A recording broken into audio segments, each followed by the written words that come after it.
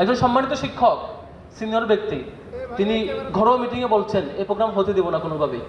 এই প্রোগ্রাম এখন হলে ডাকসুর সুনাম হবে। কষ্টের কথা হচ্ছে আজকের এই প্রোগ্রামটি যখন হয়, যখন আমরা ঘোষণা করি, তখন আমাদের কাছে ফিলিংস ছিল প্রোগ্রামটা এমন হবে যেখানে প্রোগ্রাম শেষে দেখব 430টা পদে আমাদের কিছু শিক্ষার্থী যেসব প্রতিষ্ঠান বাংলাদেশে কাজ করছে, চাইনিজ প্রতিষ্ঠান, সেখানে খুব হ্যান্ডসাম স্যালারিতে জব পাবেন এবং তারা একটা হাসি মুখ নিয়ে এখান থেকে বিদায় নেবেন। একটা সুন্দর প্রোগ্রাম।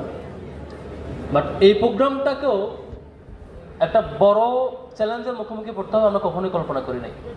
আমরা যখন, আমি কিছু কথা বলার ইচ্ছা ছিল না, শুধুমাত্র আপনারা যাতে জানেন, আপনারা যারা আসছেন তারা যাতে বুঝতে পারেন প্রোগ্রামটা এমনি এমনি হয় নাই, বা এখানে কী কী চ্যালেঞ্জ ছিল একটু জানবার জন্য কিছু শেয়ার করে আমি শেষ করবো আমার বক্তব্য। আপনারা জানেন ডাকসুর পক্ষ থেকে এর আগে আমাদের একটা আইসিটি মন্ত্রণালয়ের সাথে একটা চুক্তি ছিল, একটা এমইউ ছিল, যেটা আমাদের প্ল্যান ছিল যে 5-6 মাসের মধ্যেই প্রত্যেকটা হলে কম্পিউটার ল্যাব হবে এবং শিক্ষার্থীরা সেখানে ট্রেনিং পাবে, শিক্ষার্থীরা উপকৃত হবে। এই ছিল আমাদের প্ল্যান। কিন্তু বর্তমান পরিবেশ চেঞ্জ হওয়ার পরে, অর্থাৎ ফেব্রুয়ারির পরে আমরা দেখি সেই প্রজেক্টটি আর চলমান নাই, সেটি ক্যান্সেল।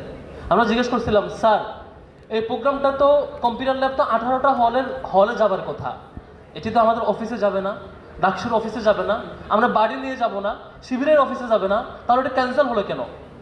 বলছেন যে আমরা জানি না, কিচ্ছু করার নাই, এটা এভাবে চলবে। ঠিক এই প্রোগ্রামটি প্ল্যান যখন আমরা করেছি তখন আমরা ভাবছিলাম সব কিছুই ঠিকঠাক হবে।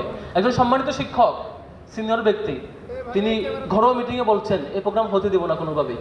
এই প্রোগ্রাম এখন হলে ডাকসুর সুনাম হবে, এখন প্রোগ্রামটা প্রোগ্রাম না হওয়ার জন্য যা যা করতে হয় দুই একটা পক্ষ থেকে বারবার চেষ্টা করা হয়েছে।